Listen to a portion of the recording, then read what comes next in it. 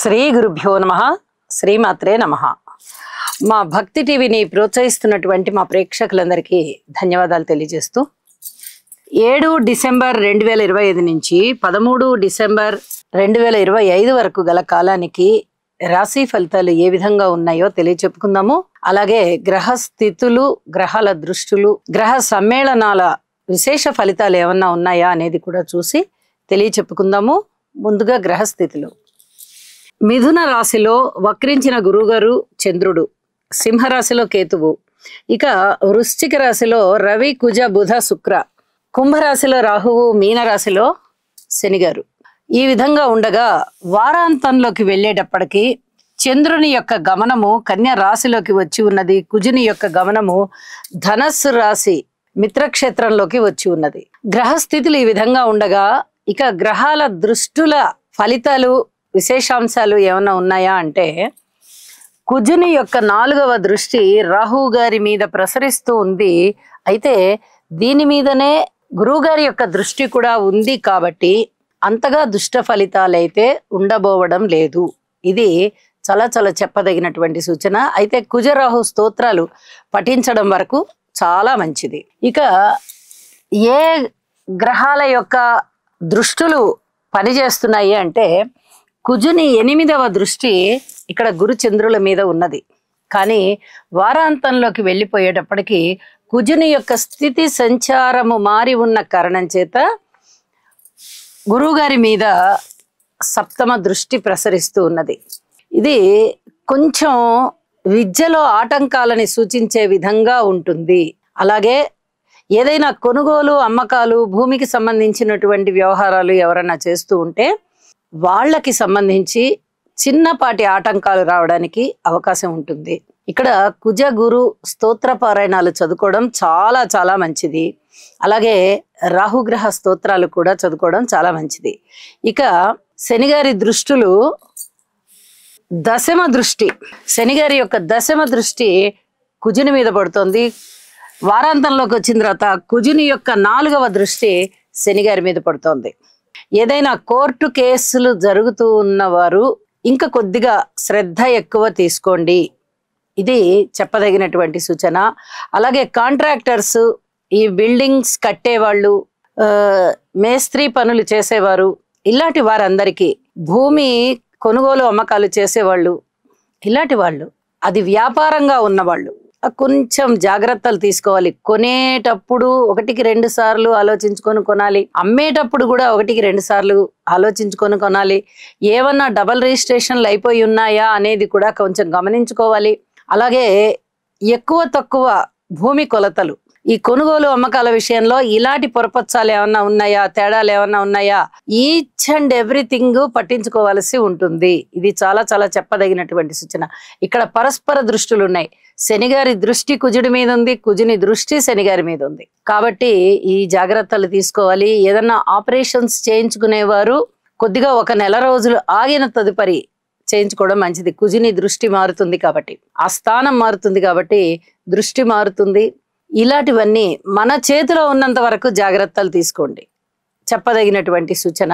అలాగే ఇక్కడ కుజ శని గ్రహాల యొక్క స్తోత్ర పారాయణాలు పఠించడం అనేది చాలా వరకు ప్రశాంత జీవితాన్ని సూచిస్తూ ఉంటుంది. ఇక గ్రహ స్థితుల యొక్క సమ్మేళనాల యొక్క ఫలితాలను కూడా మనం ఒకసారి చూసినట్టయితే, గురు చంద్రుల కలయిక మిథున రాశిలో చాలా చాలా మంచిది.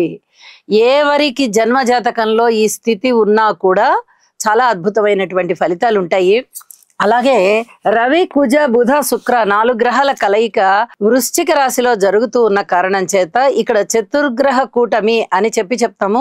2 గ్రహాలు ఒక ప్యాటర్న్, 2 గ్రహాలు ఒక ప్యాటర్న్ గా ఉన్నాయి. అంటే 2 వర్గాలలోనూ 2 గ్రహాలు కలిసి ఉన్న కారణం చేత శుభాశుభ మిశ్రమమైన ఫలితాలు ఉంటాయి. ఎక్కువ కోరికలకి తావి ఇవ్వకుండా సున్నితమైన ప్రవర్తనతో ఉంటూ మనసులో ఉన్న మాటని చాలా అతి జాగ్రత్తగా ఎదుటి వాళ్ళకి కన్వే చేసే విధంగా మాట్లాడుతూ ఈ విధమైన జాగ్రత్తలు పడుతూ ఉండండి. ఇది చాలా చాలా చెప్పదగినటువంటి సూచన అని చెప్పి మరీ తెలియజేస్తున్నాను. ఇక రాసుల్లోకి వెళ్దాం. రాశి ఫలితాలు ఎలా ఉన్నాయో చూద్దాం. కుంభరాశి కుంభరాశి వారికి ఈ వారం రోజుల కాలంలో కూడా 3 గ్రహాల యొక్క ఉనికి బాగుంది. తిరిగి పంచమ స్థానంలోకి వచ్చినటువంటి గురువు గారి యొక్క పంచమ స్థాన స్థితి, అలాగే దశమంలో సంచరిస్తూ ఉన్నటువంటి శుక్ర రవిల యొక్క స్థితి, దీనికి తోడుగా బుధ ఆదిత్య యోగము కూడా చాలా చాలా బాగుంది. ఇది ఈ 3 గ్రహాల యొక్క విశేషాంశాలు కుంభరాశికి ఉంటాయి. ఒక పక్క ఏలినాటి శని జరుగుతూ ఉన్నది, అయినప్పటికీ కూడా రవి బలము, శుక్ర బలము, గురువుగారి బలము ఎప్పుడైతే బాగున్నాయో ఈ ఏలినాటి శని యొక్క ప్రభావం కొంచెం తగ్గి మనస్సు ఉల్లాసంగా ఉంటుంది. ఇన్ని రోజులు ఓర్పు కలిగి ఉండండి అని చెప్తూ వచ్చాను. ఇప్పుడు మీరు ఇన్నాళ్ల ఓర్పు, మీరు ఎలా అయితే ఓర్పు కలిగి ఉన్నారో ఆ ఓర్పు అంతా కూడా ఫలవంతమయ్యి చక్కటి ఫలితాలు వచ్చే దిశగా ఉంటాయి. సంతానం అభివృద్ధిలో ఉంటారు. అలాగే అన్నదమ్ముల యొక్క సహాయ సహకారాలు అంతంత మాత్రంగానే ఉన్నా మీకు ఏ పెద్దగా అడ్డు చెప్పరు, అంటే ఆటంకాలు కనిపించవు. ఇది చాలా స్పష్టంగా కనిపిస్తూ ఉంటుంది. మాతృవర్గ రీత్యా బాగుంది, స్థిర చిరాస్తుల అభివృద్ధి రీత్యా బాగుంది, అలాగే పిత్రార్జితాలు బాగున్నాయి. తండ్రి గారి వైపు నుంచి సహాయము అందుతుంది, సలహా సంప్రదింపులు బాగుంటాయి. అలాగే పిత్రార్జితం కూడా చేతికొచ్చేటటువంటి పరిస్థితి కనిపిస్తోంది.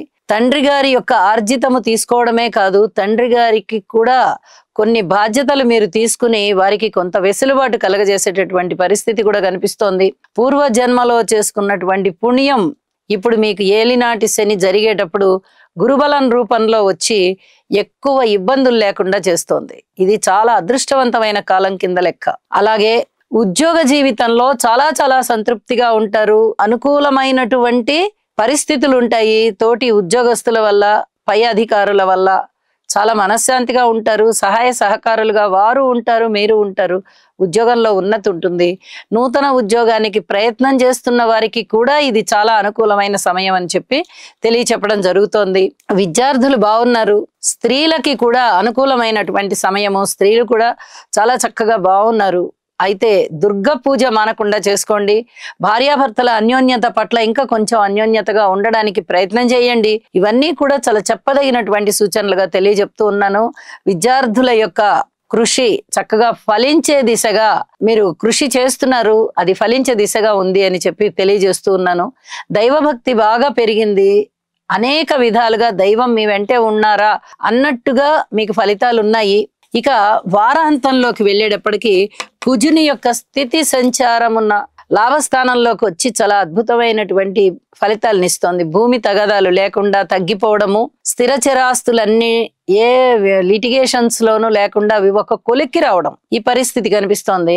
అలాగే చంద్రుని యొక్క సంచారము మటుకు శుభ ఫలితాలు ఇచ్చే దిశగా లేదు అని చెప్పి తెలియజేస్తూ ఉన్నాను.